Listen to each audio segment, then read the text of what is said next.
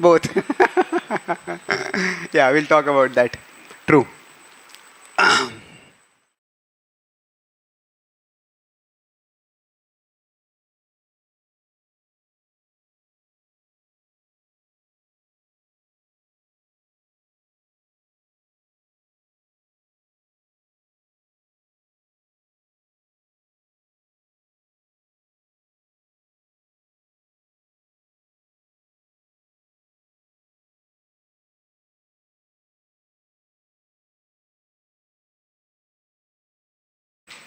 And then what does it do? Okay. So we could say, broadly speaking, the soul is here, the mind is here, the body is here. So if we consider our existence to be three level, this is the self. Soul, mind, body. So basically, to continue reiterate the metaphor which one of you had used, the body is broadly like the hardware, the mind is like the software, the soul is the user. Now within the body, there is the brain. So we could say the brain is like the CPU. So the brain is a physical organ, just as the CPU is a physical unit within the hardware. Now, if you see in this structure, I'm using a minimalist model. There is the subtle body. In the subtle body, you can talk about the ego and the intelligence. Let's not get into that right now. Like we use the word software. In software, you can have a virus. In software, you can have an operating system. You can have user-installed apps. You can have varieties of software. But here I'm using the mind generically to refer to the part of us which is the link between the soul and the body. Krishna also uses in this sense. Say for example, he says, we have to control our mind. Or if we control our mind, it is our friend. Otherwise, it becomes our enemy. So there he's not bringing, you have to use your intelligence to control your mind. Just use a straight we and our mind. So the minimalist model. So this is, Krishna is broadly talking about the 6.5 and 6 in terms of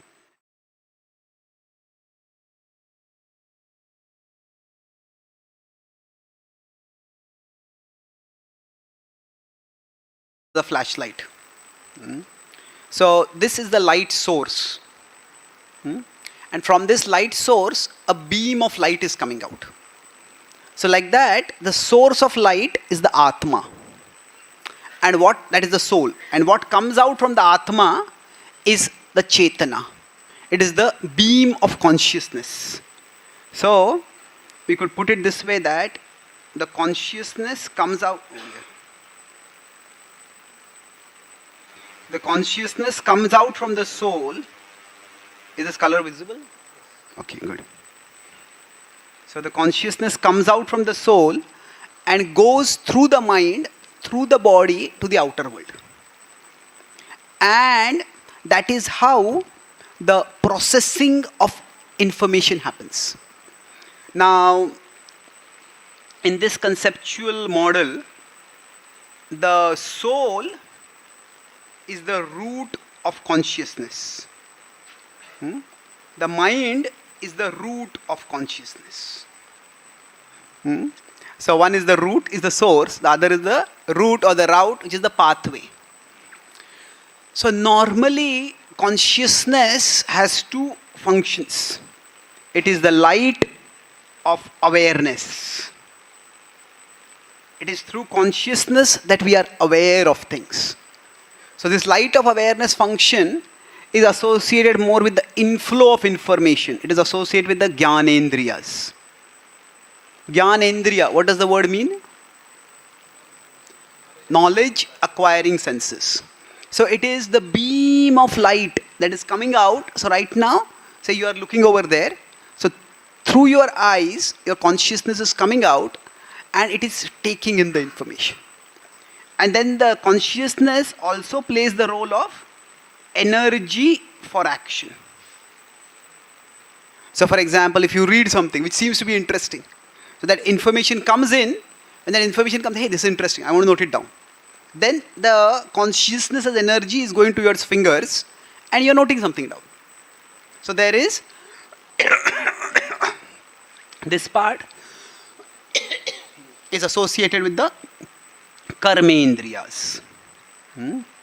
That we could put it another way, that the mind is like the center point, and into the mind the jnanendriyas bring in information, and through the mind the karmendriyas receive our intention for execution.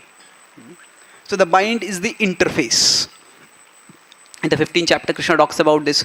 Shrotram chakshuh sparshanam cha rasanam ghranam eva cha adhisthaya manaschayam vishayanupasevate.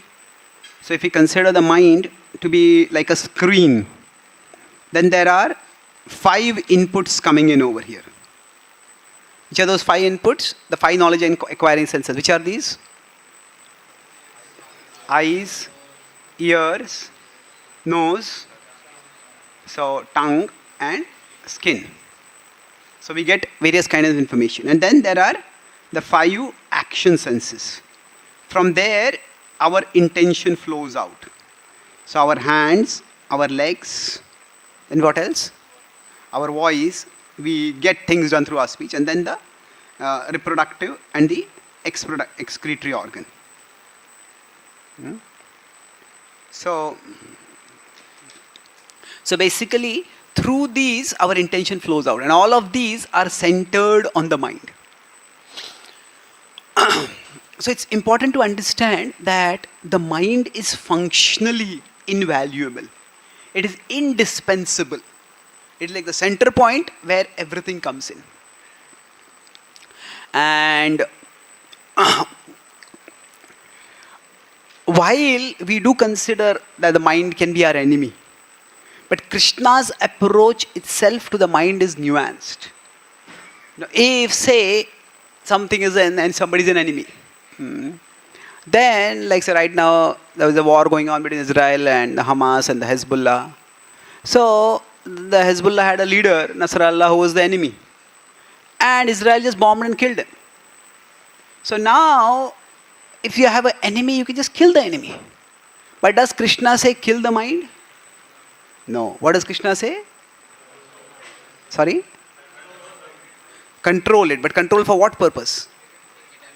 Make it a friend. It is not destroy the mind. It is not control it to make it your slave.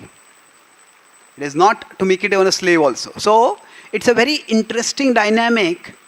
It's an enemy, but it is an enemy not to be destroyed and not even to be enslaved.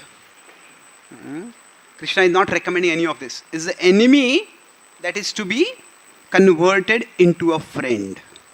Now the word befriended is could be a misnomer. It is more not that we become the friend of our mind, which is there, but it's more that we make the mind our friend. So it is to be transformed. So the idea here is that the mind itself is not our enemy. It is what is inside the mind is our enemy. Inside, what is inside the mind?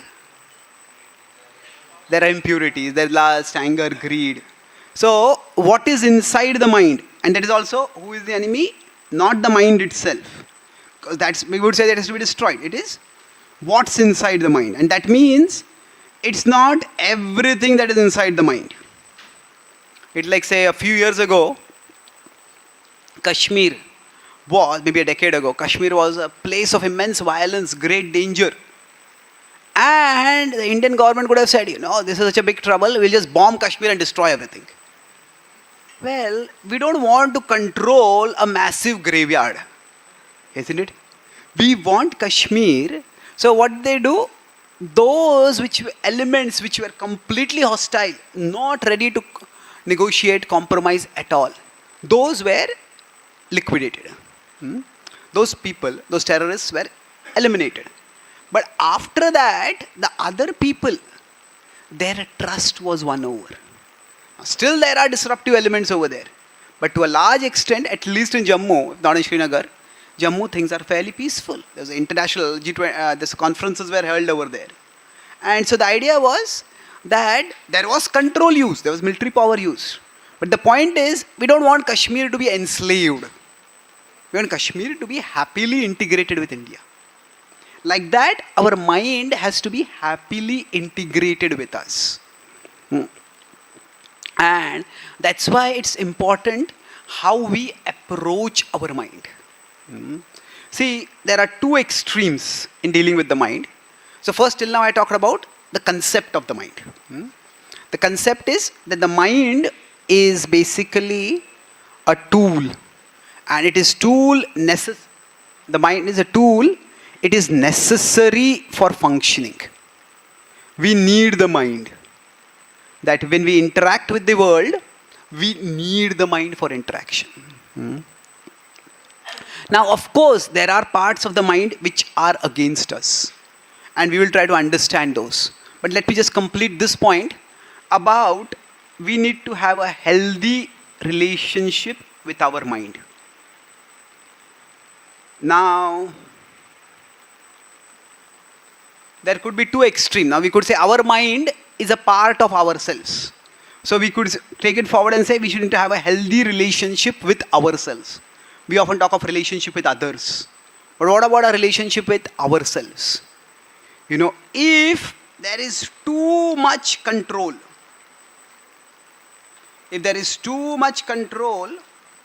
then there will be suffocation. Every single aspect of our life we try to rigidly discipline. Then it's like if India gives no space to Kashmir, people will rebel over there. If every single decision in Kashmir is taken by the central government and people there have no say at all, it's not going to work. So after the First World War, Germany was defeated and the Allied powers made a treaty called the Treaty of Versailles, which was extremely humiliating for Germany.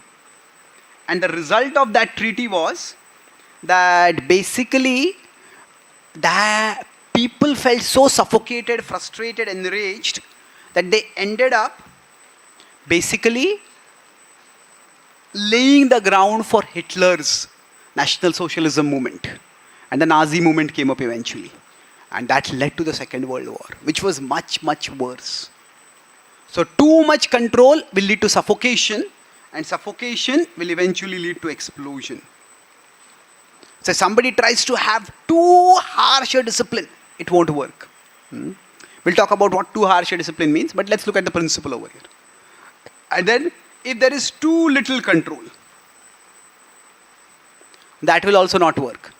Because our mind is very unsteady. Okay, today I want to study, tomorrow I want to play, next day I want to be a movie star, fourth day I want to be an IPL player, fifth day I want to do it. First is change our relationship with our mind. And second is change our mind.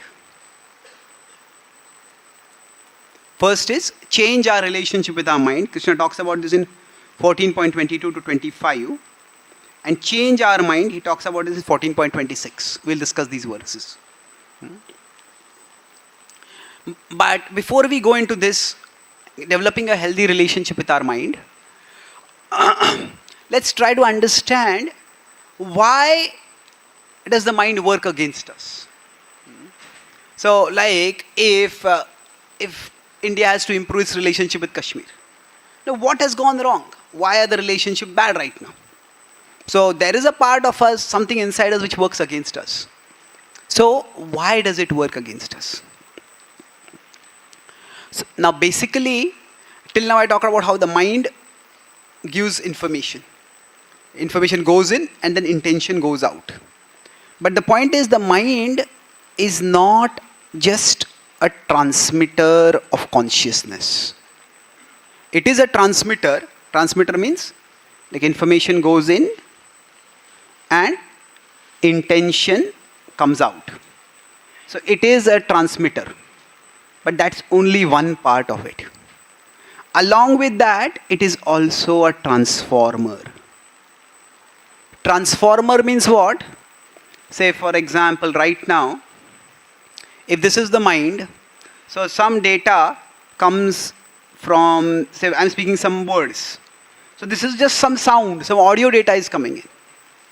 Now, inside the mind is your memory of the English language.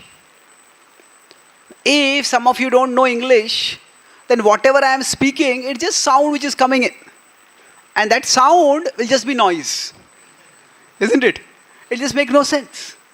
So the mind is not just a transmitter of data. It transforms. And sometimes it transforms in a constructive way. So that's the place where our memories are stored. And so the memories, so what you are hearing right now, that is linking with what you have heard in the past. And that's how the comprehension happens. So the sound may go in, but that sound expands when it passes through the mind. And then what happens is meaning is what goes to the soul. Now what exactly it means, how to evaluate it, that's up to the person. But the mind is also a transformer. Say for example, if I'm sitting here right now and say suddenly from behind a giant snake comes up and it's moving its fangs over here. Now if you see that, what is going to happen? You're like, hey, that's a snake. Either you will run away or you'll warn me. Why? Because it's not just some visual information coming in. That visual information couples with the memory in your head that snakes are dangerous. So we have to protect ourselves, we have to protect each other. What do we do? So the mind contains the memories. Now here I am using the word mind generically for the subtle body, for the entire software setup. Let's not get into the difference at this stage between mind, intelligence and all that. Basically, there is something inside us which transforms. The simple data that is coming in, it is transformed into more meaningful information. So now the mind is a transmitter and a transformer. So with respect to these two functions, so this is the proper functions of the mind. But the same aspects, the mind can malfunction. Now when the mind malfunctions, there's a difference between malfunction and dysfunctional. Dysfunctional means it just stops functioning. But malfunction means it functions wrongly. So instead of being a transmitter, it can lead to distraction. It can become a distractor. Now what does a distractor mean? Let's say the soul is here, the body is here, but the mind has gone here. So what happens is, in the consciousness, some of it is coming through the body, most of it has gone to the mind. And then, say for example, when there is a long talk, the mind goes for a walk. And if there is some humor, the mind comes running back. Hey, what was the joke? I also want to laugh. So the idea is, when distraction happens, then, like we use the word absent-minded. So what is happening? The body is here, the soul is here, but the mind is not here. So then the consciousness gets split. So nowadays a lot of young people are being diagnosed with ADHD. So attention deficit hyperactivity disorder. So what happens for them is, they are reading, but they are just not reading. Their eyes are there, their book is there, but their mind is everywhere except there. So the distraction is, the consciousness gets split. And sometimes the mind may take 10% of the consciousness and the body may still have 90%. Sometimes the mind may take 90% of the consciousness and the body may just have 10%. So it can vary the degree of distraction. But distraction is what can lead us to malfunction. Now when there is distraction, the result is that it leads to we underperform. We were hearing something, we go to a class, we are hearing the class, because we are distracted, we get only 10% of it. If we have to give some exam afterwards, then again we have to spend the same time to read it all again, to try to understand it. So the mind can be a distractor. But the more damaging aspect of the mind is, it can be a distorter. Distorter means what? That when some stimulus comes into the mind, something small comes in, it just becomes huge within the mind. It just becomes so huge that it consumes the consciousness. So, for example, say somebody is an alcoholic and they go to some very important meeting. It's some hotel and it's a big call contract that is supposed to come in. And while they're passing by, they see, oh, there's so many different alcoholic drinks. They see and they stare and they just get lost. Some of their colleagues pull them and they go. And now they're talking with their boss, and in their mind, their boss' body changes into a bottle of alcohol. So what has happened is, the alcohol is just one small stimulus that has come in. But the mind has made it huge. So distortion means that a small stimulus becomes very large. Say, if there's someone behind me and they want some attention, they want my attention. So they tap me on the shoulder. And as soon as they tap, if I scream, what happened? And I say, actually I have a sprain over here. If you touch me, it causes a lot of pain. Oh, okay. So the idea is, if there is an injury over here, or injury in the body, from appearance we don't see the injury. But the one sign of an injury is a small stimulus, a huge response. Or it can be the opposite. Now sometimes some parts of the body can get numbed, almost deadened. So somebody touches and then slams and then punches and nothing happens. I say, what's wrong with you? Isn't it? So in both these cases, there is some disease over there. So basically distractor means sometimes there can be a small stimulus and there is a huge response. Or sometimes, so like one small side of alcohol and there is a huge response. Or there was a friend of mine who was in Russia, he was telling me, in USSR formerly, they had one alcohol awareness campaign. So there was an ad on TV. The alcohol awareness video was an ad basically. It was showed a family watching TV. And on TV the announcement comes, the prices of vodka have skyrocketed, have shot up. So there is the father sitting on a big couch drinking vodka. The small child, the son, asked his dad a little fearfully, Dad, will you drink less now? And the father immediately replies, no, you will eat less now. So now, can you imagine what is the monstrous level of insensitivity there? That for my drinking, I am ready to make my own child, whom I am supposed to protect and care for, starve. So what has happened is, there is a huge stimulus. Oh, we won't have money to feed my child. But the response is, there is practically no concern at all. Isn't it? So that person is so caught in the grip of alcohol, he doesn't care only. So both of these are examples of distortion. So if you will see, this distortion and distraction is the way the mind causes us to malfunction.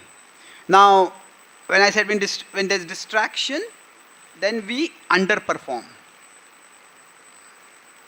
But when there is when there is distortion, then we can become unproductive. Our actions, we do but nothing happens, or it can even become counterproductive. We end up doing the opposite of what we are meant to do. Say if a doctor is very much gripped by lust, and the doctor is in the emergency department, and there is a patient who is about to die, and the doctor is flirting with the nurse over there. Okay, lust is there in everyone, and the male-female attraction is a natural principle. But if you are a doctor, for you, the patient's life must be more important than flirting with the nurse. Isn't it? But lust can lead to distortion. So, where just having some sexual stimulation becomes more important than saving the life of someone.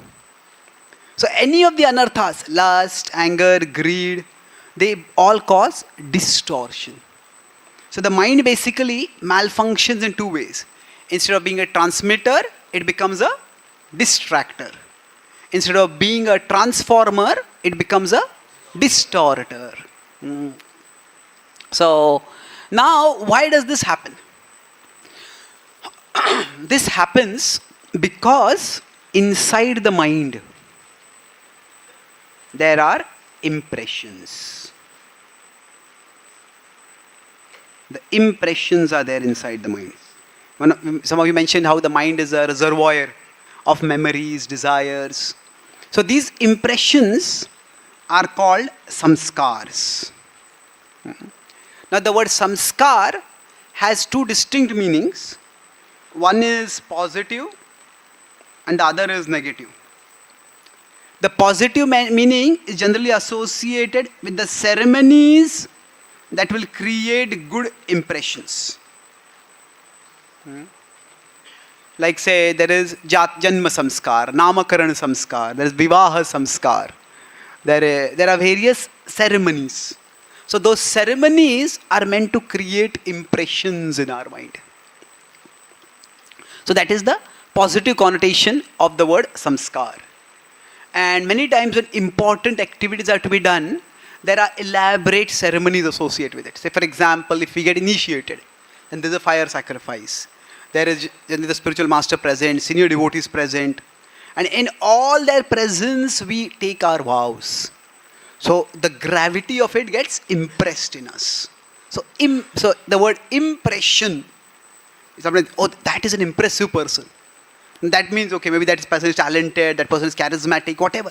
But we could say an impressive person creates an impression inside us. Isn't it? Oh, you are so impressive. I've forgotten you already. It doesn't work like that, isn't it? So, anything that is impressive, it creates an impression. So the one meaning of the word impression is that it is a ceremonies that create impressions inside us. And these ceremonies have value. So every year we take a group of American yoga students on a tour of India. We take the Rishikesh, Vrindavan. So most of the yoga students are women. And when they come to India, they want to experience India. So in the West, one of the things which people hear about as India is the big fat wedding. See, America, the wedding culture is very different. It's like if a friend calls you for the wedding, you have to pay for yourself, you have to arrange for your accommodation, and you attend the wedding. In India, it's not like that. You arrange for the transportation, you arrange for the accommodation, you go and receive them. So weddings are very big. So there were some of these young women who, in Radha Govinda temple, we had a congregation devotees wedding. So daughter's wedding. So they went for that wedding. And then at the end of the tour, we had a reflection about what part of the yatra they liked. Some of them said, we liked the Kusum Sarovar in Vrindavan. They said it was actually more beautiful than the Taj Mahal. Some of them said they liked the Himalayas in Rishikesh, the site of the Himalayas. So, but 3-4 of those young women, they said, we liked the wedding very much. So then I asked them, okay, what did you like about the wedding? So 2 of them said something very striking. He said, the wedding was so huge, there were 600 people over there. And that they only went for about half a day, but they said the wedding itself was 3 days. And they said that after attending a wedding like that, you can never forget that you are married.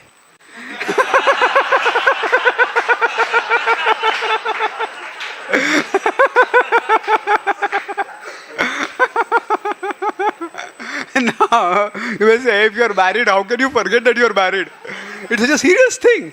But, if a man and a woman just go to a court and there are 2 witnesses and you sign something over there, that gravitas of that commitment, it doesn't get impressed on the mind, isn't it? So, sometimes the wedding can just be for a big show off, for the families to flaunt their wealth. But all that, those rituals and the ceremonies, they have a purpose. In front of all these people, we took our marriage vows. We circumambulated the fire. There's a gravity to it.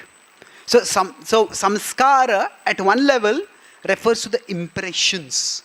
It also refers to the ceremonies that create the impressions. Okay. So for example, now if you have come for this camp, now you'll be staying here for several days, you'll be attending classes, you'll be doing kirtan, you'll be going to various places. So this is going to create some scars. This is going to create some impressions. So now in a negative sense, samskaras also refer to the unhealthy or unwanted impressions that are there inside us. So, my past samskars are troubling me.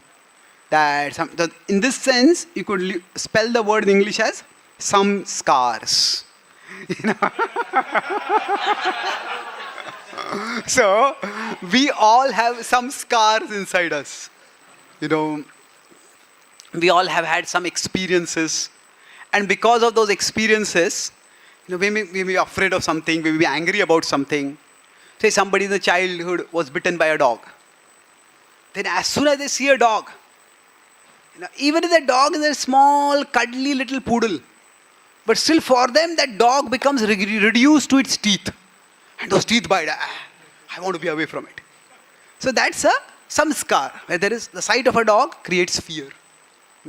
Like that, we all have certain samskars inside us. And those samskars, what do? They lead to distortion. So healthy samskars will lead to transformation. Say before marriage, a man and a woman might just interact with each other freely. There should be regulation, but they might just flirt a little bit. But if a man remembers that I'm married, the woman remembers I'm married, then that itself creates some gravity. I cannot fool around now. So that is the impression. Then in that case, there is the transformation. The samskar is there, there is a transformation. Now I have to be careful how I deal with people. But if there is lust, if there is especially uncontrolled lust, then as soon as there is some sexual stimulation, the person just forgets everything. Sarva dharman parityajya.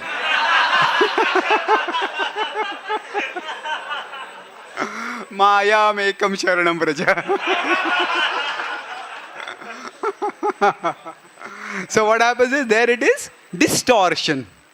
So basically, we all have certain samskars. Those are impressions inside the mind. And because of these impressions, the mind can distract and the mind can distort. Both of these can happen. So this is how our mind is currently our enemy. Because of the unwanted impressions within it. At the same time, it's important to understand that if we consider the impressions within the mind, not all the impressions within the mind are negative. Some impressions are negative, but there are some positive impressions also. Now terms can vary, but I will use terms in a particular sense over here. So the negative impressions can be called as vasanas. These are our impulses. The positive impressions are our vrittis. These are our instincts. So now the impulses are generally anti-intelligent. Anti-intelligent means, say if somebody has an impulse to overeat, then what happens is, even if they know this food is not healthy for me, still the urge to eat comes and they keep eating. Like there are alcoholics, there are foodaholics. There are just people who just can't stop eating. It's no laughing matter for them. It is just they have a very unhealthy relationship with food. So that is an impulse. Even if they know, janan apya atmano hitam karoti bhuyo vivashaha. Even if I know this is bad for me, the impulse is overpowering. Sometimes we know that, if I get angry right now, I'll explode. If I'll explode, it will cause a lot of trouble. We know it, but still that impulse just comes up very forcefully. In contrast, the vrittis are like programmed intelligence. These are, we just know what is the right thing to do. Say some people may have musical instincts. That means they just pick up an instrument and you start playing it and they play so wonderfully. On YouTube sometimes you see this, India's Got Talent or Britain has got talent. There are these talent shows. They're small kids, 4 or 5 years old, and they can play a flute, they can play a harmonium, they can play a sitar. It's stunning how well they can play. So that is some instinct that they have got. They just know how to do it. Now of course they can be trained and they can become better. But there is some starting point itself which is amazing that they have. Some people may have mathematical intelligence. So some small kid, you ask them some complex mathematical sum. The teacher asks the sum and the student gives the answer and the teacher has to use a calculator to check whether the answer is right. These are just math prodigies. So we some of us may not have that level of extraordinary intelligence, but we all have something which we can do well, we can do it faster than others. Some people may have linguistic intelligence. They just know the right word to use. And we are trying to express a thought in a particular way. And when they say, hey, that's the word I wanted to use. Now we know the word, but we just don't get the word at that time. Isn't it? So on the other hand, they just get it. So these are instincts. Now some people just don't have the instincts. Some people say, some kids they pick up, or some people just they pick up a kartal and they start playing, or they pick up a mridanga and start playing, they pick up a dole and start playing. And people say it's amazing. And people say more. Some other people start playing and people say no more.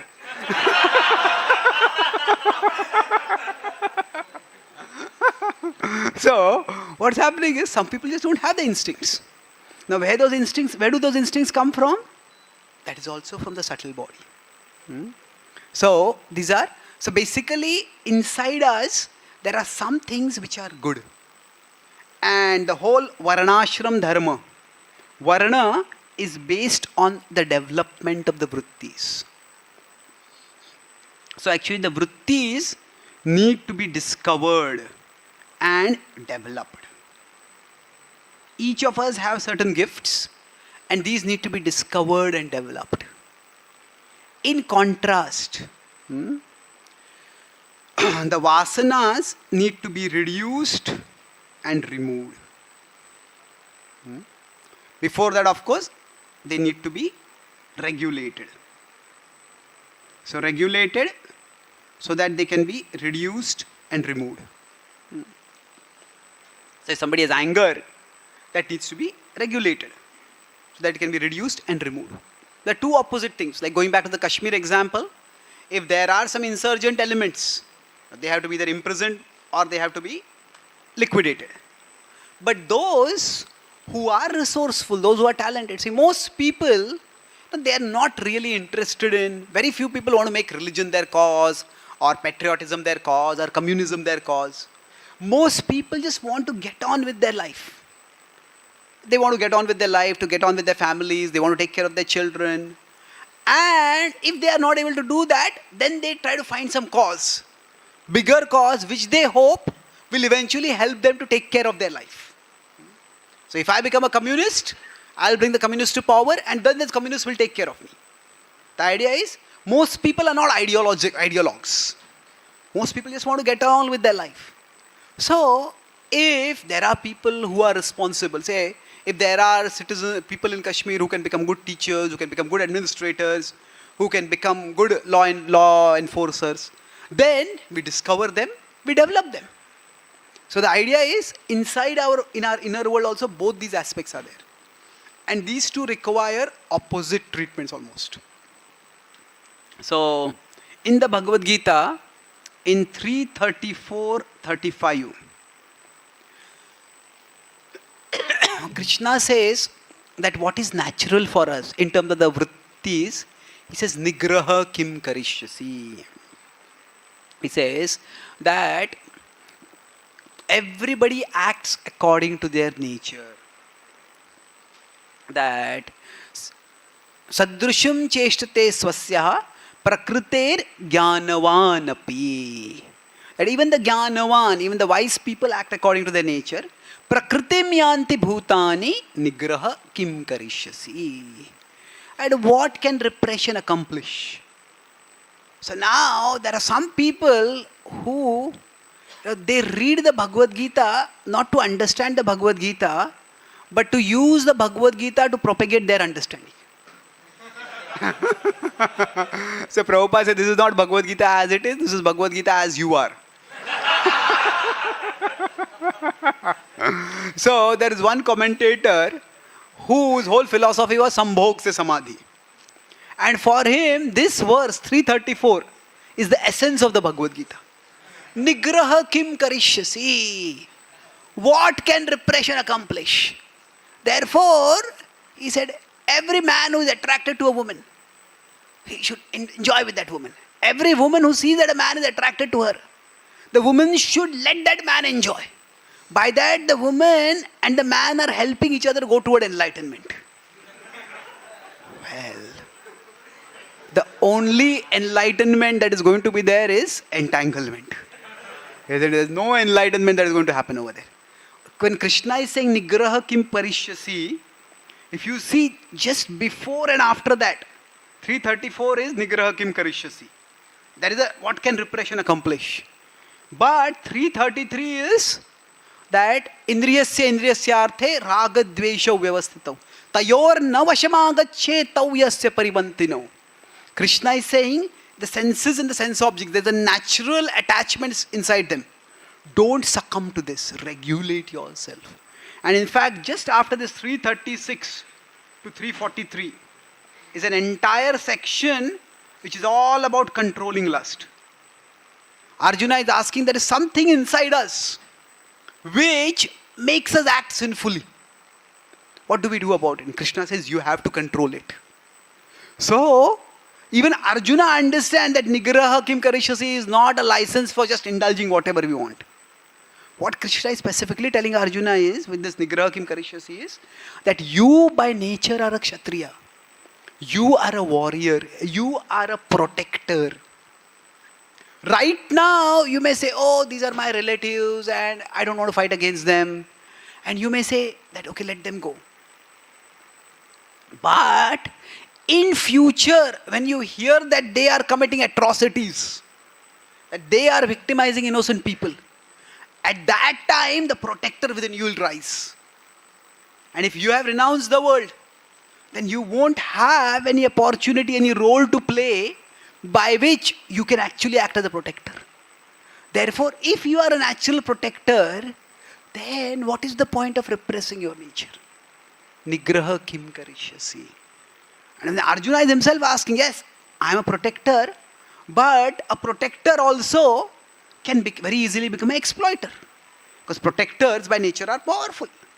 They have power, they have more physical power, they have more martial power. So he says, okay, if you say I am a protector, Duryodhana is also a protector. But instead of being a protector, he has become a predator. So what happened? What went wrong? So Krishna is talking about the vritti. He says, don't repress it. But just because somebody is, say, good at music, they may be a good musician, but that doesn't make them a good human being, isn't it?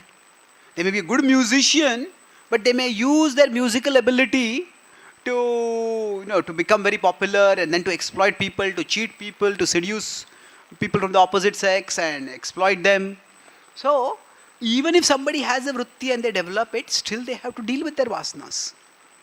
So Arjuna himself is recognizing, yes, that I want to, Krishna, you said, what can repression accomplish?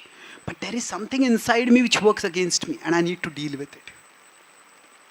Okay, so inside our mind, there are multiple elements.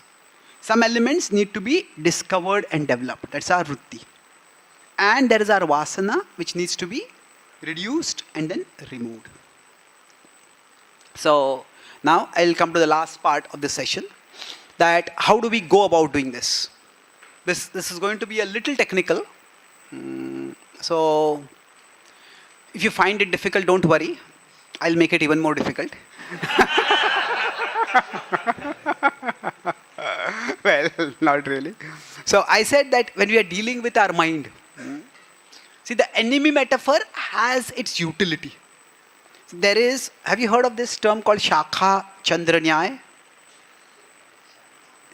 Who has heard it? Shakha Chandra Nyaya. What does it mean? Means that when there is a moon, for indicating that there is shakha of a tree, and you indicate that between two shakhas the object is the Sorry. Okay. As you can see, my drawing vritti is not very good. So, if there is a Chandra over here, and there is some small child over here. Now, the child is to be shown the moon, then the mother may show, can you see this branch? Can you see this branch? And yes, can you see the shining object in between the two? Yes, that is the moon. Oh, now I see the moon. But the child says, okay, I'll climb up onto the tree and catch the moon. No, the moon is not there. The moon is far away. So, the Shakha Chandra Nyaya refers to what? That the Shakha is the branches. And the moon, Chandra is of course the moon. Nyaya is logic. So what logic means? That which is far away, that is very difficult to access. We can access that something which is very close. So any metaphor, any analogy that we use. So the metaphors are like branches. And the concept actually is like the moon. So no one metaphor is sufficient to understand a philosophical concept. So one metaphor that is often used is the mind is the enemy. So now it is true it is an enemy, but then we nuanced it. It's not supposed to be killed, it's not to be enslaved. There is something inside the mind which is the enemy. So it's not entirely an enemy. Like Kashmir is not the enemy of India. In Kashmir there are people who are enemies of India. So enemy is one metaphor we could use. So we'll talk about two distinct other metaphors to understand how to deal with the mind. So mind management, I mentioned earlier, there are two approaches to it. Does anyone remember the two approaches? Change our relationship with our mind. And second is change our mind. So which is easier? All of you are very confident. Neither of them is easy. But yeah, that's why my question was which is easier. Both of them are difficult, but relatively speaking, this is easier, this is tougher. So now Krishna talks about this in 14:21. I'll explain the meaning of this verse and then we'll recite this. This is 14:22-23. It's a long series, but I'll just explain. So prakasham cha pravrittim cha. So prakash is illumination. Sometimes inside us there is clarity. We feel very peaceful, we feel very clear-headed. This is important for me, I'm going to focus on this. All these things are not important, I'll neglect them.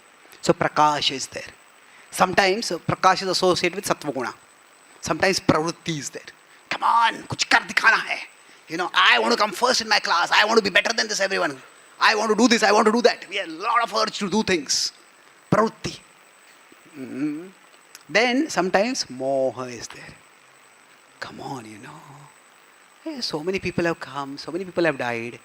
I also come, I also die. Let me just sit peacefully and watch TV. So sometimes moha is there. So these are all what we can call our moods. So these are all various moods which come. Prakasham cha pravrittim cha. Moham eva cha pandava. So Krishna says, when these will come on their own. If they come, na dveshti. Don't be jealous of them. Don't be irritated with them. Don't be frustrated with them. Na dveshti sampravrittani. If they come, don't get sampravrittani. They will come, don't get caught up in them. And they will go away. So, na nivrittani kankshati. If they go away, sometimes we feel clear-headed. Sometimes you don't feel, if only I would feel clear-headed, I would be able to do so much more. Na nivrittani kankshati. They will come, they will go. Na dveshti sampravrittani. Na nivrittani kankshati. Then what happens? How should you do? Krishna says, Udasin vad asino. Asino is be situated. Earlier in the Bhagavad Gita, there's a question. Sitapragyasya ka bhasha samadhistasya keshava siddhi kim prabhaseta kim asita vrajeta kim. How is this person seated? So, asino. Krishna says, be seated as if udasin, be detached. What? Like detached, situated like detached. And gunair, all this comes because of the three modes. Gunair yo na vichalyate. Don't be shaken by them. Udasina vadasino. Gunair yo na vichalyate. So guna vartantya. Vartanta ityevam. This is just a result of the modes. Sometimes the mode of passion is high. I will feel all this pulling. I have to do this, I have to eat this, I have to watch this. There's so many things I want to do. Sometimes the mode of ignorance is there. I just don't feel like doing anything at all. This is just the modes. They will come and they will go. Guna vartantityeva. Yo avatishtati na ingate. Remember that you are the soul, you are not the mind. The modes influence the mind. Don't be shaken by that. Guna vartantyevam. Yo vatishtati nengate. So, avatishtat. So, let's look at what this means.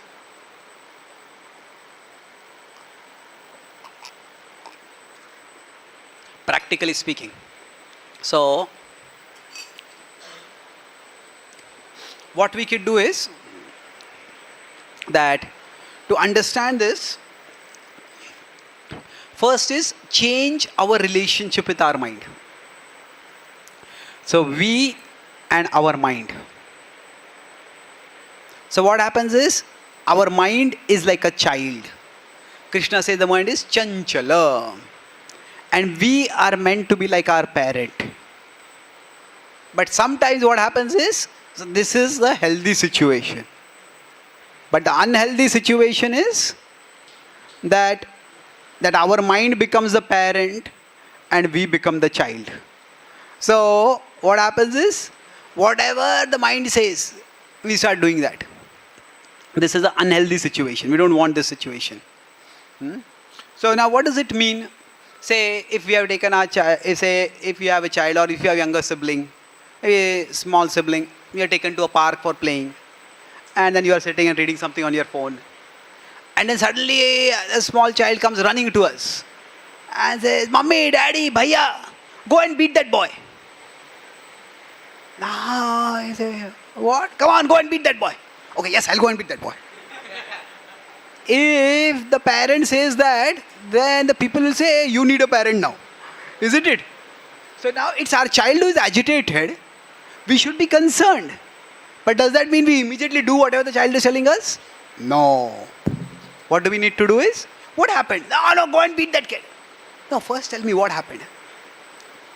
So first we need to pause and then analyze. What is the child saying? And after we analyze, then we decide, okay, that child teased you, that child slapped you. Okay, let me go and ask the child, or let me go and ask his parents what actually happened. Because whenever there is some conflict, there is one side of the story, and then there is the other side of the story, and then there is the story. So, even two sides of the story don't actually make the full story. So we have to first at least find out what actually happened. So like that, if we treat our mind like our child, our mind may say, "Hey, come on, just go to sleep. Just eat this. Just watch this." So our mind may come up based on its impulses with many things. So Krishna is saying over here, if we understand that the mind is like a child, it's affected by the modes. It's like, see, the modes are often associated with our moods. Now, the child based on the mood, one day may say, "I don't want to study at all." Next day may say, "I want to study." Next day may say many things. So, if this is the soul and we are very attached, then the mind becomes very close. And in this situation, what happens is, if we are attached, whatever the mind says, we immediately do it. So in this situation, the mind becomes the master, the controller, the slave driver of the soul. This is how the person becomes bound. But what we can do is, if this is the soul, we can create a distance between us and the mind. Krishna explains, to deal with the mind, there are two formulas, Abhyasa and Vairagya. Now these two can be understood in many different ways. That is, Abhyasa is practice, Vairagya is detachment. Now one way to understand is, we create some Vairagya by creating some distance. Distance between us and our mind. So this distance could be created. Say if something is very close to us, then we can create a pad. A pad. Now, say if something very uncomfortable is there, say if we are wearing a bag, which belt is very sharp, then we might get some padding, so that the belt doesn't cut into our skin. So PAD is the 3 steps: pause, analyze, and then decide. So just like if our child say, come on, go and beat that boy. No, let's pause, wait. What happened? Tell me. No, go and beat. No, first tell me what happened. And the child starts telling, just having to tell also, that will calm the child a little bit down. Because he has to think what actually happened. He has to express what has happened. So analyze what is being said. And then decide. Now, this is not very easy to do in the heat of the moment. But if we can plan in advance, then it can become possible. We can start with one area where we do need control. Maybe say we may decide, when I get angry, I yell at people. So whenever the urge for anger comes, when does it come in my life? Okay, with this person, I find it very difficult to deal with this person. So okay, then whenever I'm dealing with this person, maybe I'll prepare in advance. Maybe I'll have somebody else with me when I meet this person. I'll take a few deep breaths. And we can prepare in advance. So this is more of a sattvic method. It requires sattva. But planning can also create some sattva. So we use an analytical method. The mind is the same. We are also the same right now. But what we are doing is, we are changing our relationship with our mind. Instead of simply obeying our mind, we are creating a distance. The Vairagya is, Vairagya doesn't mean that the parent doesn't care for the child. I care for the child, but that doesn't mean I'm going to immediately listen to and do whatever you want to tell me to. I'm going to evaluate. So create a little distance. So this is now just learning to pause, learning to bring some sattva guna into our life, learning to do some introspection can help us. So now how exactly details about doing this, we'll talk in our future sessions when we'll go to the 9 stages of bhakti. But at this stage, this coming to sattva will bring some introspectiveness with us. And thus we can learn to pause, analyze, and then decide.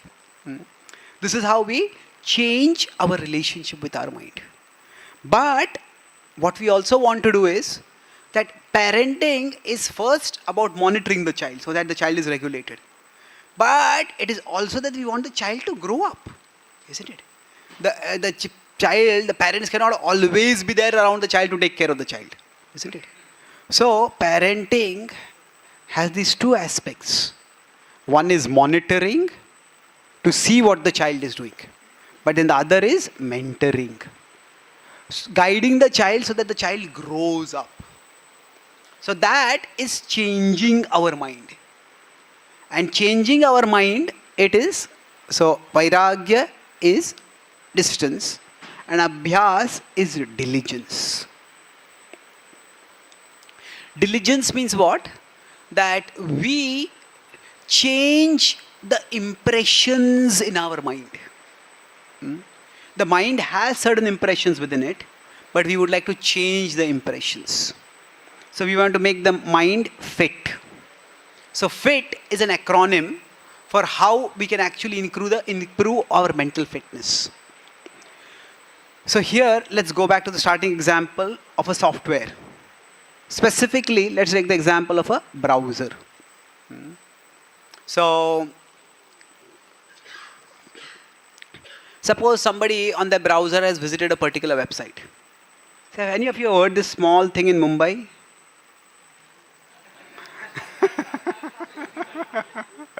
Say, somebody has visited a website called Bollywood.com. they come to a spiritual talk and then they hear about Bhagavad Gita. And they want to know what is Bhagavad Gita. So they open their browser and start typing Bhagavad Gita. They type B. And what happens? Bollywood.com comes. Why? Yes, because their browser is their enemy. Is it? No. The browser just has that past history stored over there. So, although they don't want to go to Bollywood.com, but that just comes as autocomplete. So, our mind is like a browser. Say, something goes wrong. Maybe somebody disrespects us. Or maybe somebody makes fun of us. Or maybe some project we did doesn't succeed. Maybe we didn't pass the exam, get an interview. And then we feel depressed. We feel a little down. We feel negative. And in our past, whenever we felt negative, we just watch some TV. Just go to Insta and watch some reels. One after another, after another. Sometimes people just watch so many reels that they start reeling after that. What happened? What are you watching? What am I watching? I don't even know what I was watching. So it's like people they use the word space out. So space out means what? That the space is so much out there that you don't know where you are in that space. So it is completely spaced out. So it happens sometimes. So that may be our default response. So whenever we feel a little down, that's what we want to do. But now maybe we have heard some Shastra. Now we have learned about some spirituality. And say we do some kirtan. And whenever we sing some kirtan, we hear some kirtan, we feel good. And we know that maybe, hearing some soothing spiritual music, singing some devotional songs, that's a better way to deal with negative feelings. And we may want to do that. But as soon as we feel negative, okay, I want some relief. So we type B, and what comes as autocomplete is Bollywood. So like that, as soon as relief. Now, I may want relief. Now, one could be movies. I'll just watch some movie scenes. Other could be meditation. Now, both can give relief. And maybe meditation can give actually better relief than movies. But because the browser history, the mind's record, the mind's samskaras are what? In the past, whenever we needed relief, we watch movies. So immediately what comes up in our mind is watch movies. Okay? That's how things work. So when people ask, why do I do something which I don't want to do? Well, that's because of the impression stored in the mind. Now, how do you change the impressions? Well, there are two things. Or rather, one thing, but two parts of that one thing. So, all that we need to do is, when you type B, all the Bollywood.com comes, we still have to Abhyasa. Bhagavad Gita. You have to type 12 letters. That can feel like running 12 miles. But just do it. Now, if we just do it once, we visit bhagavad-gita.com. Next time we type B, still Bollywood may be the first autocomplete. But Bhagavad Gita will also come as a second autocomplete. If you visit Bhagavad Gita twice, thrice, 5 times, what will happen? That will come more and more. So if you visit Bhagavad Gita 25 times, bhagavad-gita.com. And then before that, you may have visited Bollywood.com 50 times. But if the recent 25 visits are bhagavad-gita.com, then what will happen? As soon as you type B, bhagavad-gita.com will come as autocomplete. So all that is required for changing the browser's autocomplete is to just change the choices that we do right now. Don't worry about why Bollywood.com is there in the past, why it is coming from as autocomplete. Okay, it is there. But right now, we don't have an option in our mind to delete our browser history. There is no incognito mode surfing in the mind. None of those options are there. But what we can do is, the mind may be a program device, but the mind is also a programmable device. So, what we need simply, abhyasa. Abhyasa can mean practice, it can mean repetition. Repeatedly we do something. Practice essentially means do it again and again and again. So that's why I tell you diligence. Diligence means do it again and again. Do it diligently. And in that, I was talking here about we want to make our mind fit. So, FIT. F is how do we change the impressions in our mind? First is frequency. How often do you visit bhagavad-gita.com? The more we visit bhagavad-gita.com, the faster the browser history will change. So like that, the more often we do mantra chanting, the more often we hear kirtan, then what will happen is that impression will form faster inside us.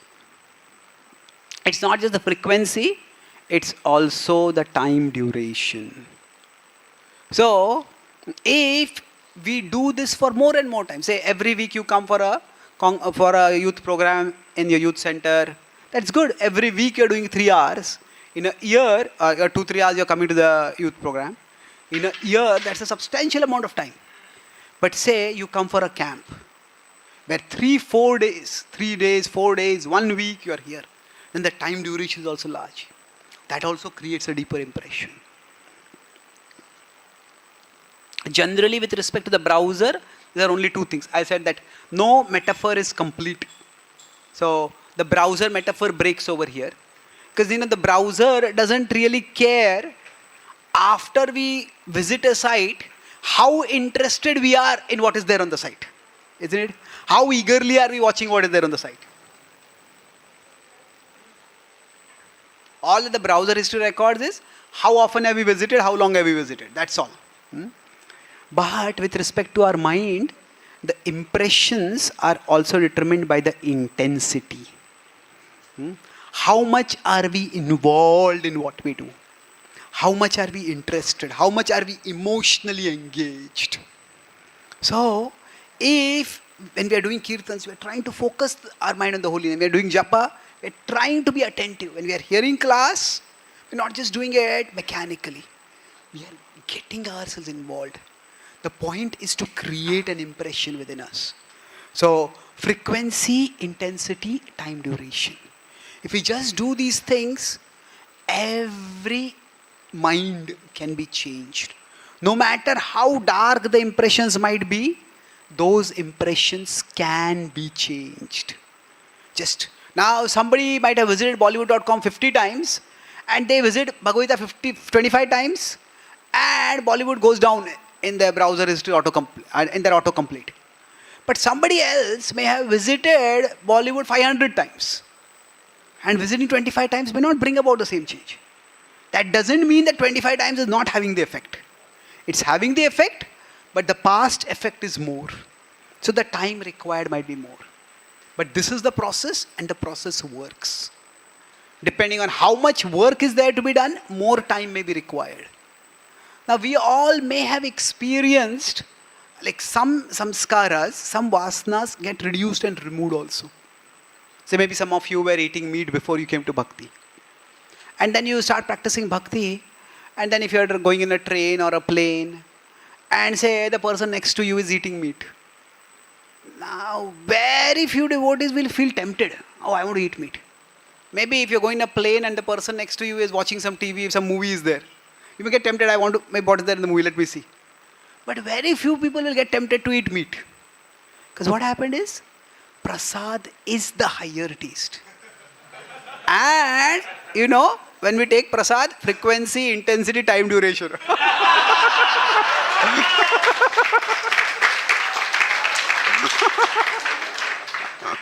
All 3 are very much there, isn't it?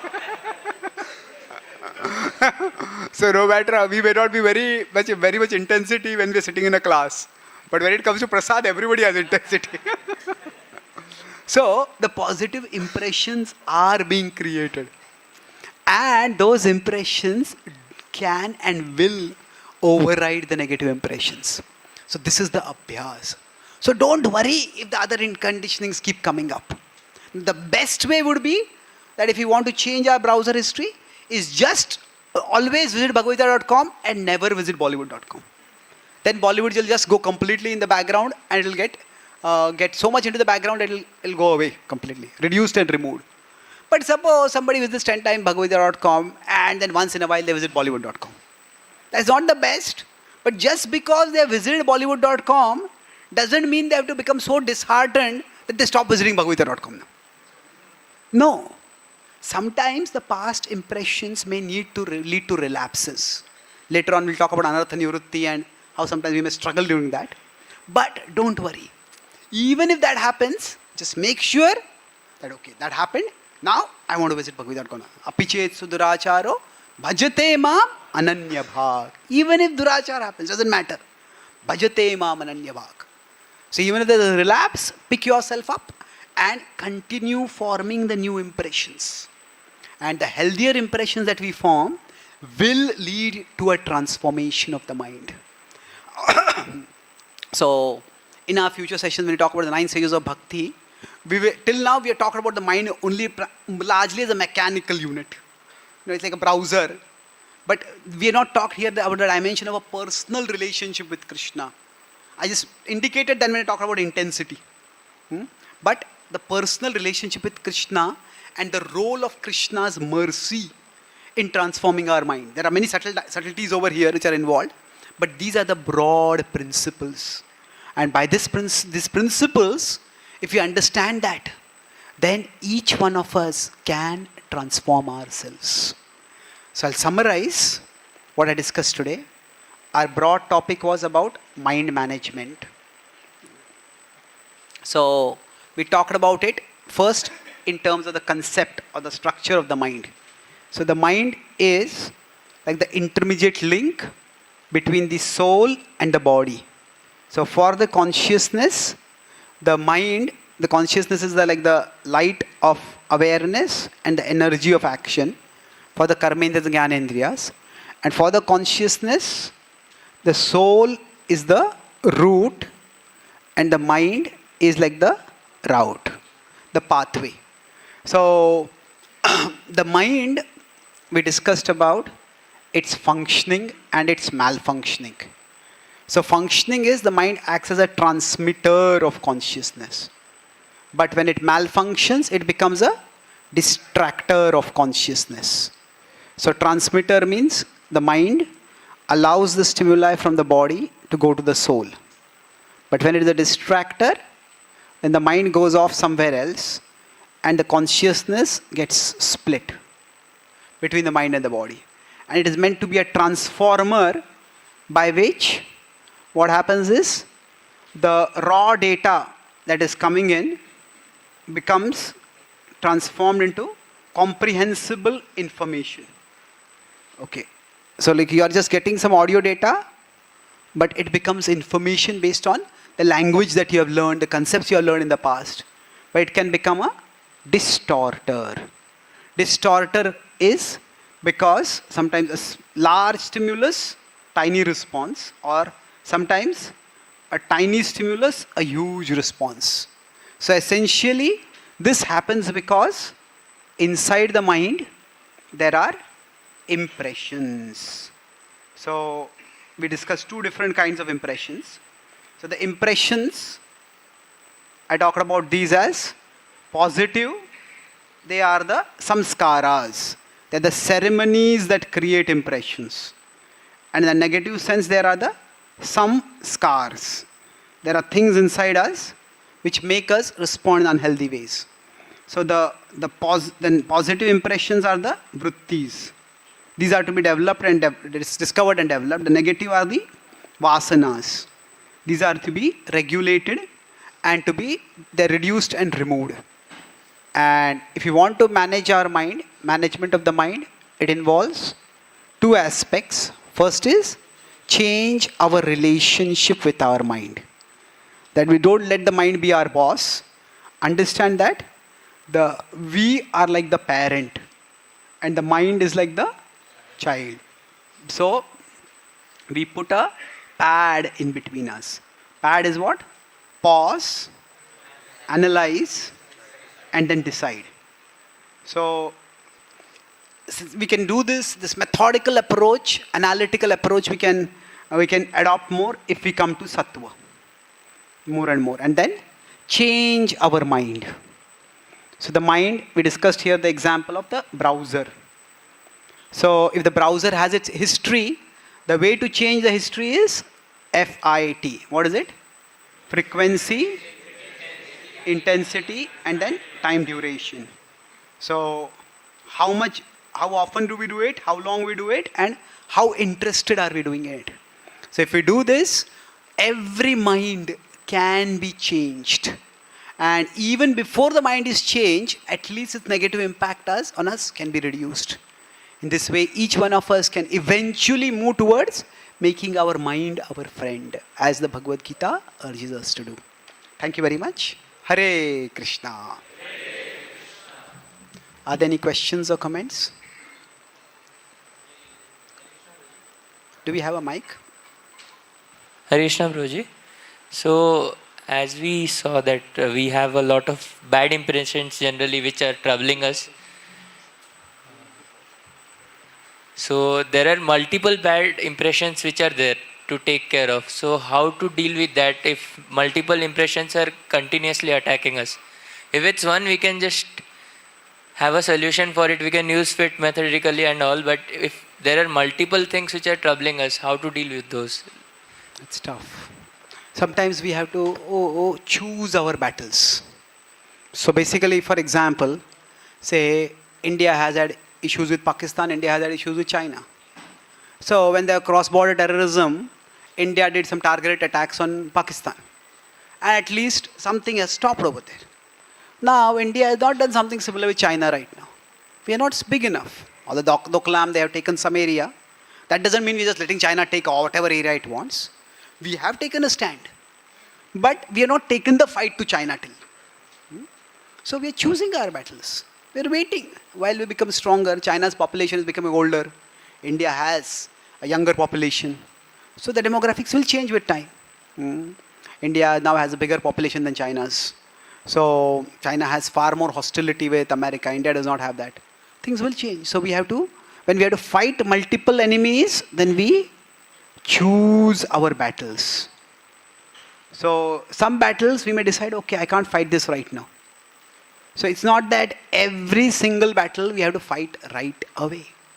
So we choose. Okay, so I want to sleep less, I want to eat less, I want to get angry less, I want to indulge in sensuality less. Many things we have. I may decide what is important for me right now. Okay, if I get angry, I speak terrible words, and then I don't want to ruin my relationship with it. Maybe regulating my anger is the most important thing for me right now. Okay, if I'm sleeping 8 hours, I can come to 7.5, I can come to 7. Maybe coming to 6 hours may take a little time for me. That's okay. So eating, as long as I'm taking prasad, even if I eat a little bit more, it's not such a big deal. We can't, we would like to regulate ourselves, but we have to decide. Which is, when we choose our battles, we do it based on 2 criteria.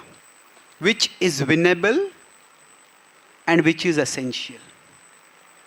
We can say every battle has to be fought, but which needs to be fought right now. And which is what we can win right now. Some battles may just not be winnable right now. Then accept. That doesn't mean we just keep losing that battle. But we create some situation where we can protect ourselves. Where we are overall protected. Okay? Thank you, Prabhuji. Yes, please. Hare Krishna Prabhuji, thank you for this amazing lecture. We see some people who takes drugs or indulge in some activities like that. They know the negative impacts of those activities, but even they do it. And on the other hand, we also see that people know the negative impacts and therefore they don't do it. Even they are not practicing Bhakti Yoga. So my question is that, is it a correct methodology to tell our mind that, okay, this may be not helpful for our mental health, physical health, as well as relationship with others? So, in somewhat degree, we have to captivate our mind, at least, not to be somewhat stringed. Okay, good question. See, there are multiple stages if you have to win the war. You can never win the war unless you are first realizing you are in the war. isn't it? That if I don't realize that this person is my enemy, if you're thinking that we are our friends, like India in 1965, India was the Panchashil we had signed with China, and India was under the notion that actually 1961, 62, the 60s, we're thinking China is our friend. And one fine day, or not so fine day actually, China just attacked India. India was completely unprepared. So at that time, whatever, we don't want to talk about political aspects. The point is that if you don't realize, in real world politics, there are no permanent friends. There are only permanent national interests. So, in the Second World War, America and Russia joined together to fight against a common enemy, Germany. But after that, they divided Germany and both started fighting over Germany. Isn't it? So, things change. So, the point is that we have to first have that knowledge. Not just the knowledge, you need conviction that this is a war and I need to fight this war. Without that, there is no chance of victory. But just by understanding also is not enough. Say, Bhutan or Nepal may understand that China is encroaching on their territory. China is the enemy. But they are so small, what are they going to do against China? Isn't it? After conviction, that is very important. But after conviction, there has to be some strategy. There has to be some plan that has to be made. There has to be some analysis to come up with some kind of strategy, some kind of plan. Without that, it's not going to work. So, after there's conviction, then there is a process. So, whatever is the process. And after the process, if the process works, then there is victory. So, like that, what happens is, first, there has to be conviction of intelligence. Then the process is focusing the mind on Krishna. Yena kena prakarena Krishna niveshayet. And after that process is followed, then their victory is Mai asakta manaha. There is purification of the mind. Purification basically means that the mind becomes attached to Krishna. Right now, the mind is attached to worldly things. So first, I need to understand. Like many alcoholics, they may think, yeah, alcohol is not good, but it is not all that bad also, you know. Or people make a big fuss and cry about it. Yeah, Krishna is good, but Maya is also not all that bad. So first, there has to be conviction. And that's why hearing is important. So sometimes, like you said, sometimes we may know and not do it, and sometimes some people may not even know, but still they may not do some things. Because they don't have those impressions. Like some people may consciously know drugs are very bad. So, I don't want to do it, but still they may do it. Some people may not have read about drugs, heard about drugs. They just have no inclination to try it. Maybe because their parents raised them in a particular way. Maybe they have some scars from the previous life. There's just no attraction toward them at all. So, if there is no impression in that direction, then there may be no battle at all over there. So yes, it's possible that for some people, they just don't need the knowledge because there is no temptation over there. But for us, if the temptation is there, knowledge is required. So don't downplay the knowledge, but it's not that knowledge is not important. But at the same time, don't make the knowledge the sole factor. The knowledge gives us the conviction that I have to fight this war. And then we can find out the means to fight the war. And then we win the war. Okay? Thank you. Thank you, Prabhu. Any other questions?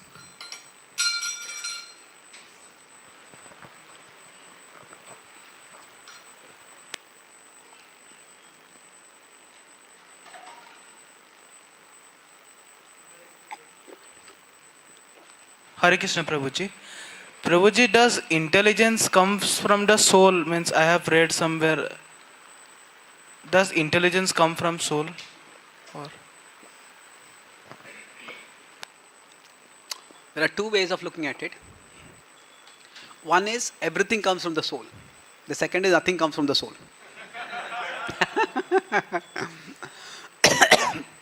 See, what I mean by this is that the soul is the source of consciousness. The soul is the sole source of consciousness. Consciousness is the energy, and nowhere else is the source of energy. So if you want to complicate this, it's the software. Now, in the software, there might be a virus. There might be an antivirus software. Now, both of these will work only when the user turns on the power. If the power is off, neither the virus works nor the antivirus works. Isn't it? So the soul and the soul's consciousness is like the power being turned on by the user. Without that, nothing will work. So in that sense, everything comes from the soul. Now, having said that, in our conditioned stage,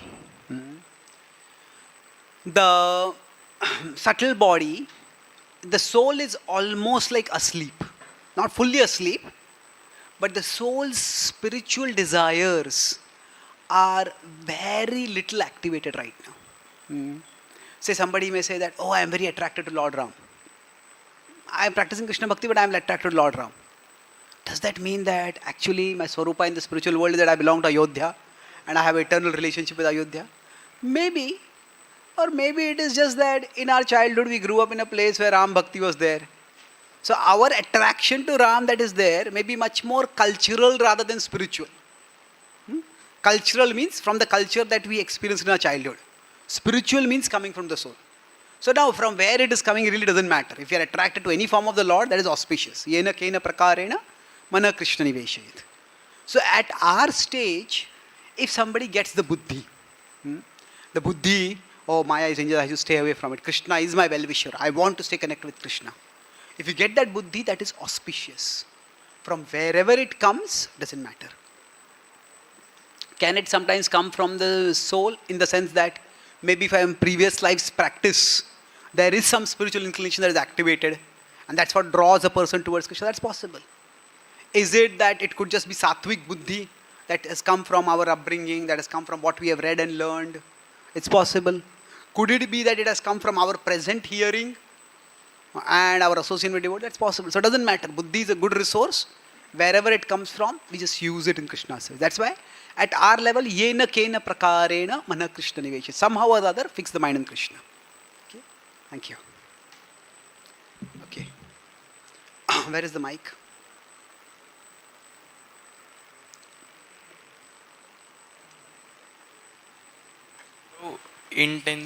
Thank you for the class, Pro. Pro, intensity comes by default in negative things. Like you were giving example that as soon as we write B, Bollywood comes automatically, but to write Bhagavad Gita, we have to do austerity. So for that you told fit analogy that you give. So that intensity part of fit, how do we get it in this intensity in positive things and that too consistently? Mainly by association. Sangat sanjayate kamaha. In association, desires develop. So when we associate with intense devotees, that's what creates intensity within us. That's the easiest way. Stay in association, the intensity will keep. Say, if we are alone and chanting, we may look at our phone, we may go to sleep, we may go here, there. They're sitting with devotees and doing japa. If somebody is sitting really seriously trying to chant, seeing them, okay, let me also chant seriously. So associate with intense devotees. That's the easiest way. Also developing our intelligence. Intelligence has many aspects, but one aspect of intelligence is to see the consequences. So if we see the consequences, then intensity comes up. Like say somebody may know, okay, meat eating is bad, I should give it up, but I like meat too much. But then they get a heart attack. And doctor says, if you don't want to get a heart attack again, you must avoid meat. Then immediately that person becomes serious. Okay, I have to give up meat. Although I have craving for meat, maybe I'll find out some substances which can give a taste similar to meat. And I'll eat those substances, but I'll not take meat. So they will find something. So intensity can either come by association, which is relatively easier, or it can come by regular nourishing of the intelligence. This is important. This is vital. This is indispensable for me. So at our level, especially in youth, that level of intelligence is very difficult to sustain. Because at our level, the whole world seems to be like a playground for us.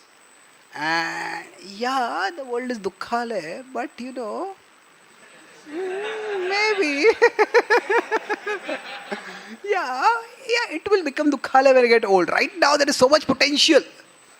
So it is very difficult in youth to sustain us. Philosophy is very important. But to sustain ourselves by philosophy alone is not very easy. We need association which inspires us with positive desires, a positive drive. And that's what will keep us moving forward. Okay. Anything else? Yeah.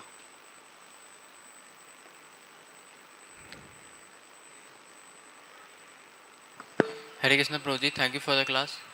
Prabhuji, sometimes we will be in a situation where we have to act very fast. We have to act, but we are not able to understand how is it good or bad? Means how to act.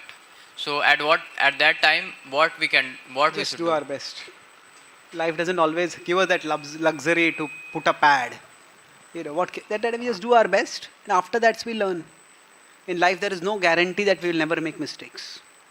But we can learn from our mistakes. That means, say, we look back at ourselves by self-observation, can understand in which situations, when we take decisions in the moment, our decisions turn out to be right. Sometimes people say there is a gut feeling, a sixth sense, and it works at times. So some captains in cricket say they take a decision, let's give the ball to this bowler. And that bowler just bowls so well at that time. Those kind of decisions may not always work, but many times they work.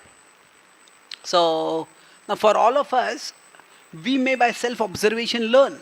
In these situations, I seem to have that instinct by which the decision that I get is right. But in some areas, you may realize, I don't have good instincts over here. So, some people may be very good in handling money. Should I invest money over here? Should I not invest money over here? But those same people may not be very good in deciding who is trustworthy in terms of, okay, who is speaking truth, who is not speaking very truth. This person is speaking very sweetly, but there might be some ticks in their personality which should cause a red signal to go up. So maybe we are not very good at reading people. Then if we know that, then maybe in those areas, we consciously endeavor to create a pause. If that person says, let's make a decision right now. No, not now. Let me think about it. Maybe talk with some other people. Get some other people to talk with that person. So like that we learn what our strengths are, and there we can take decisions in the moment, and we understand where our weaknesses are, and there we consciously try to slow things down. Okay? Thank you. Hare Krishna Prabhuji, you said like we had a need to discover the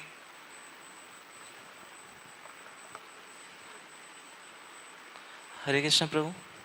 Prabhu said like we have the need to discover our vrittis, right? Need to Discover our vrittis. discover our vrittis, yeah. So why? Why? Because those are gifts given to us by Krishna. Paurusham Nrishu. Krishna says, I am ability in people. So like if our parents or our grandparents have kept a treasure hidden for us, buried in our backyard. Somebody asks, why do I need to dig that out?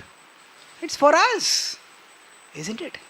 See, Arjuna had some great talent for archery, but still he had to develop it. One reason his name was Gudakesha was that daytime he would learn archery, and night, late into the night he would practice that archery. That's how he became so good. Okay? Another question can I ask? Yeah. You said like bad impression can be imprinted in our mind by the single thought also, correct? What, Barry? Bad impressions can be imprinted in our mind by a single thought also, I think. Can a single thought create impressions? Possible, but it is that once that thought comes in, are we replaying that? Like Ajamil saw something.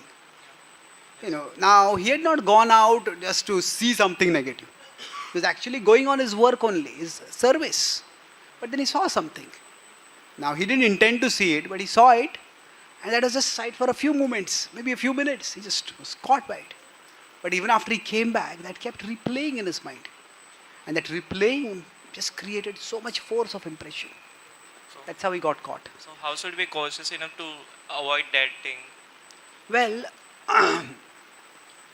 for every one of us, there are boundaries in our life. There are some boundaries that are individual, and there are some boundaries which are social. So individual means that we ourselves know, I should not do like this. Say for example, we all may get angry. And to get angry is human. But when we get angry, we may raise our voice. Now that's not very good. But some people may not just raise their voice, they may raise their voice and speak obscenities, use foul words. Now that's even worse than just speaking bad words. Than just raising your voice. So now some people may go further and maybe raise their fists and slap or punch someone. So now each of these are boundaries. Now if a person is very cultured and disciplined, they say, I may raise my voice, but I am never going to use obscenities. Now we all have that sense.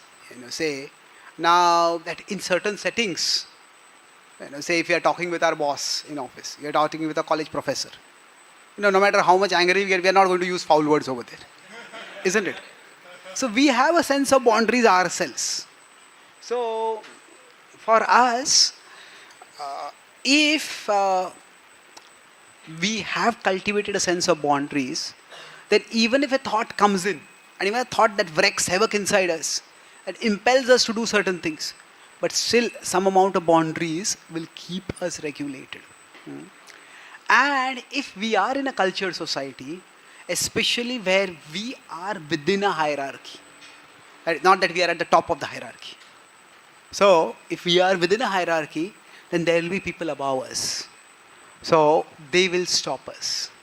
That's why if somebody is at the top of the hierarchy and they are not on top of their impulses, then that's a dangerous thing. That is a very high outer power and very low inner power. Yeah, that's a deadly combination to be in. Ravan was like that. In Lanka, he was at a very high outer power. Nobody could challenge him. And very low inner power. At last, for Sita came in, he had no control over it, no desire to control it. That's deadly. So there are no social boundaries. There are people who warned him, but there was no one more powerful to tell him, stop him completely. So that's a deadly situation to be in. Somebody has no individual boundaries, somebody has no social boundaries, then they will be ruined. Okay? Thank you. Okay, one or two last questions. Yeah.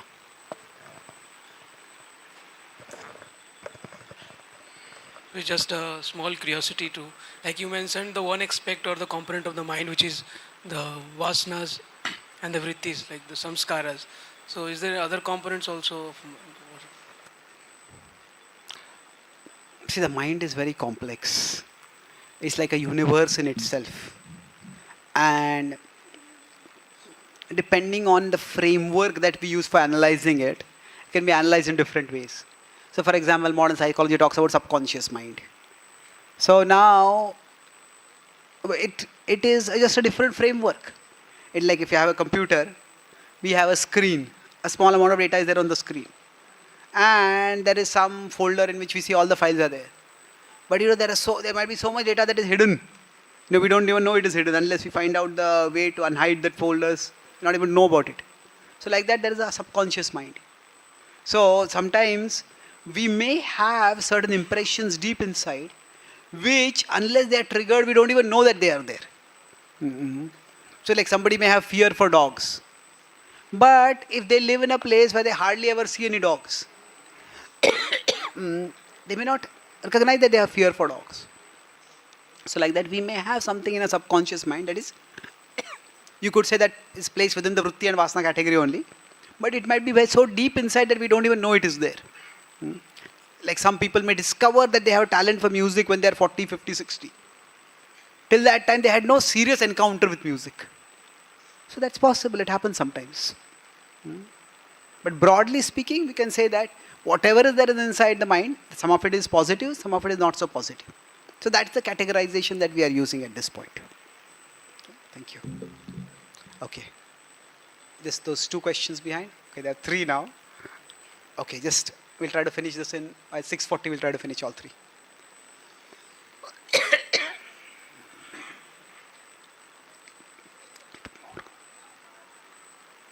Hare Krishna, Prabhu.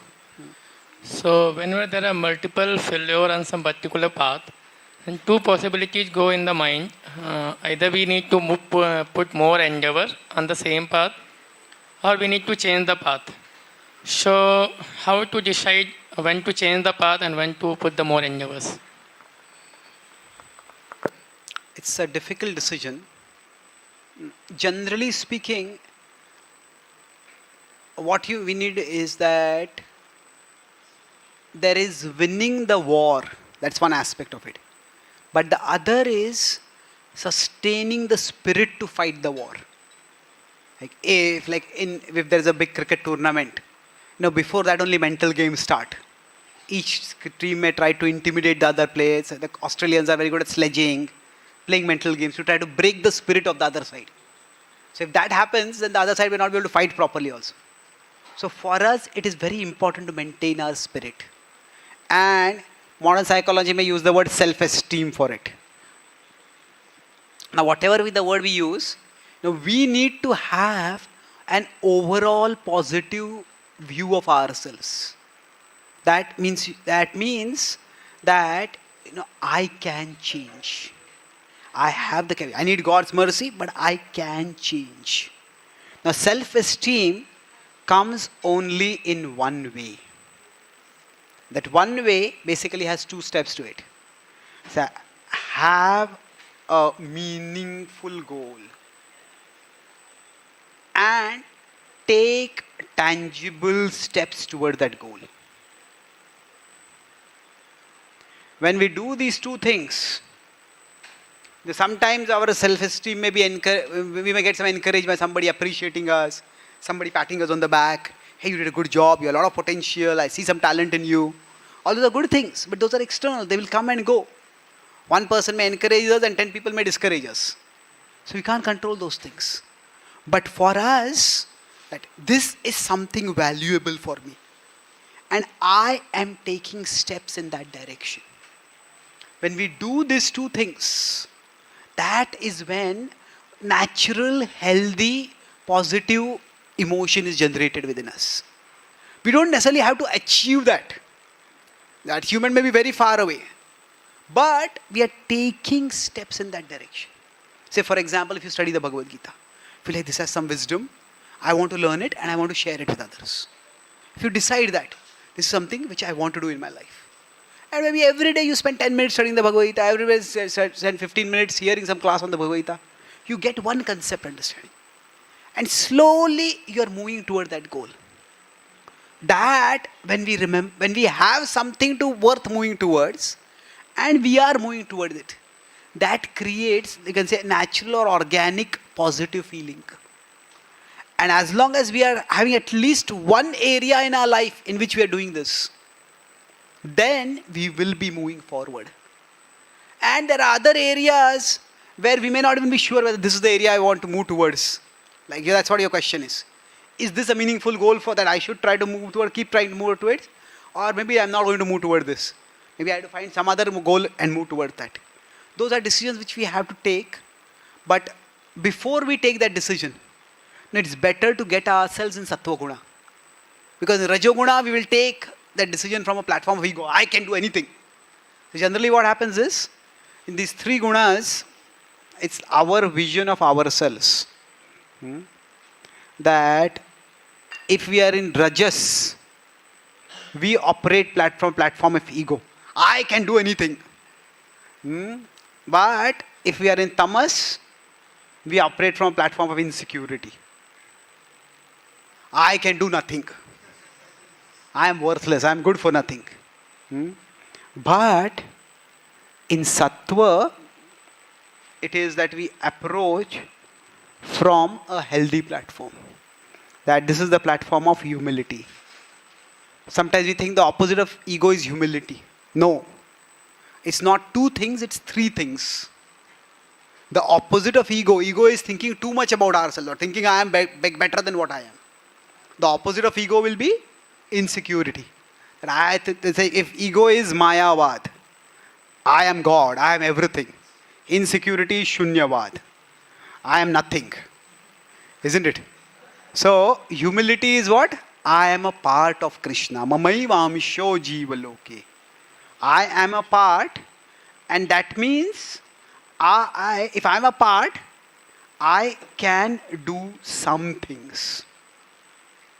Ego is I can do everything. Insecurity is I can do nothing. But I am a part. I'm not the whole, but I'm a part of the whole. So if I'm a part of the whole, that means I can do some things. So let's find out, rather than making a decision whether I should go on in this path or not go on in this path, first find out which path is always meaningful for us to go according to.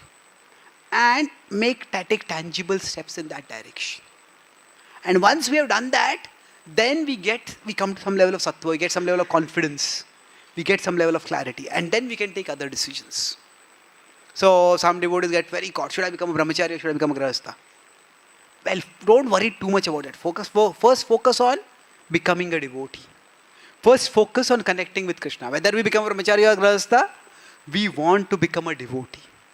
That is something which is always meaningful for us. So focus on that. How can I strengthen my relationship with Krishna? And once I have taken tangible steps in strengthening my relationship with Krishna, then I will have some stability, I will have some clarity. And then I can decide, okay, should I go in this ashram's direction or that ashram's direction? Okay? Thank you. Yes, Prabhu. Oh. Hare Krishna, Prabhuji. Prabhuji, I had a confusion regarding prana. So in like this Puranjana section, it talks about prana like snake who keeps on drinking Sorry, air. can we talk about this a little later? Okay. If you don't mind, because it's slightly unrelated. I'm not talking about prana in the class. Okay. I'm here for some days. We'll talk later. Is that okay? Yes, please. Hare Krishna, Prabhuji. You wonderfully taught us how do we transform our mind by giving the solution of FIT, increasing the frequency, intensity, and time duration. I wanted to ask, so this is like training the mind to be able to transform better. So, but to be able to apply this solution, I feel that there is not enough intensity for the desire to transform. So, should we also simultaneously work on our spiritual values so that our desire to transform and apply the solution which we hear from the senior Sangha becomes intense, then we apply it properly. Because we also got to hear from other devotees and from you earlier also, but we have failed to apply them because of lack of intensity to transform. So should we also parallelly put some effort in this? It's a good question. That one thing is having the skill to transform. It's another thing to having the will to transform. So both are required, and each person has to find out what is it that is lacking, and we have to work on gaining that. So sometimes the will is lacking, and if that is the case, then we have to work on the will. And the way we work on the will is generally by contrasting. There are many places, if you want to strengthen our will to transform. There are many places in the Gita where Krishna teaches by contrasting. If you do this, this will happen. Mat chitta sarva durgani, mat prasadat tarishas. If you become conscious of me, this will happen. If you don't become conscious of me, this will happen. So it's like we contemplate the best positive result. We contemplate the worst negative result.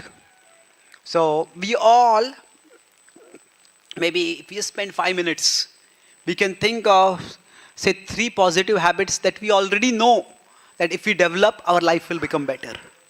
We all can probably think of 3 negative habits which if we don't work on, they can wreak havoc in our life.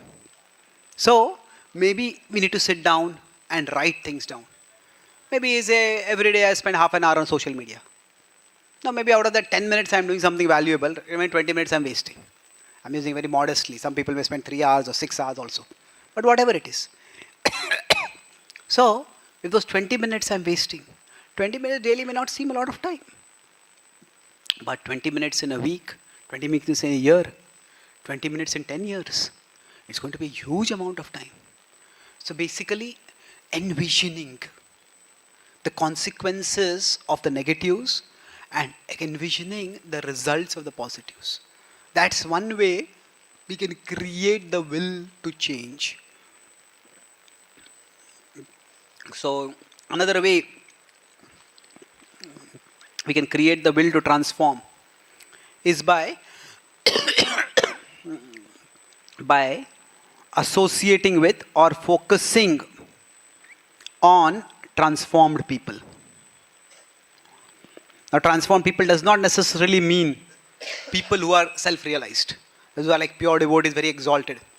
Could think somebody who is a peer like us, but maybe they spend more time in studying Shastra. And maybe we started together, we got a lot of other services, so we couldn't study Shastra so much. But they have focused and they have learned so much. So, hey, I could also, maybe not exactly that level, but I also could have learned more. Sometimes seeing those who have become transformed also inspires us. So now, and of course, sometimes it's just a mystery. What actually transforms us? What actually creates that desire to transform? So it requires Krishna's mercy also. But somehow or the other, if it is the will to transform that is lacking, then we need to build that will. Okay? So the same two things I talked about, like buddhi earlier and sangha. So that's the way generally desire, like intensity is triggered by those two things. By intelligence and by association of those who are intense. Okay? So thank you very much. Shrimad Bhagavad Gita ki, Srila Prabhupada ki, Gaur Bhakta Vrinda ki, Nitai Gaur Premanande. Thank you very much. Hare Krishna.